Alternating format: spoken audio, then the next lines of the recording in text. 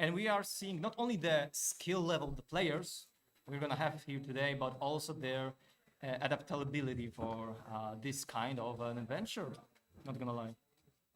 Yeah, exactly. I mean, this is what makes these players so great. Their adaptability to certain seeds, their adaptability to certain conditions and different moments. As I said earlier, it's the hesitation that kills you. It's the hesitation that wins you games, loses you games, wins tournaments, loses tournaments. And those are the factors that, the reason why these players are here. This is why they're here at the event. They're all, you know, super, super awesome and amazing ranked players in their own right.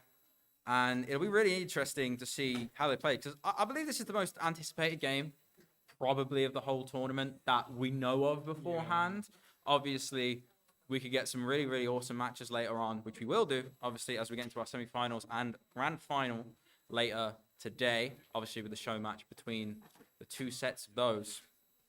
But yeah, no, it's going to be a really, really tight matchup, and I'm super, super excited to see how we get on. The runners are just warming up at the minute. I think we're not too far off getting into game number 4 here between Hax and Mungi.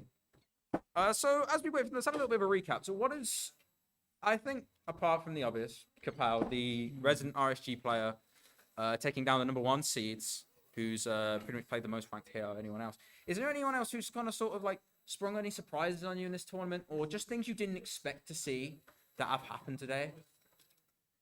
That's a good question, because just the latest match, I think I've watched Silver many, many times playing throughout the years in different tournaments, and somehow he's always had this thing. If he was behind in a matchup, he always had some kind of an ability to magically come back to it. Just stay strong, stay consistent, and come back even if he's like 0-1 or 0-2 even behind.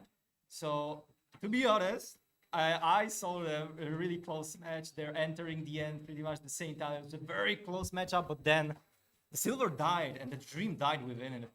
And I was surprised. That was very surprising to me, because it was all set up for another, yet another Silver's comeback, so he can get the 1-1 scoreline and then get it in the overtime. But this time it didn't happen, and it surprised me. But it's good to see Beef also playing very well, handling the pressure pretty much all of it.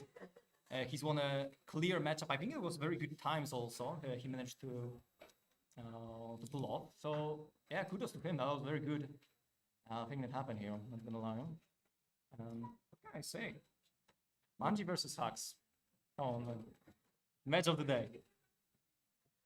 Yes, be real close one. And it's looking like we are very, very shortly going to be getting into our final quarter matchup of the day here at Lewis Invitational here at Bournemouth University. Just want to thank, obviously, Bournemouth University for having us put this on. And of course, Steven Ox for producing the whole event.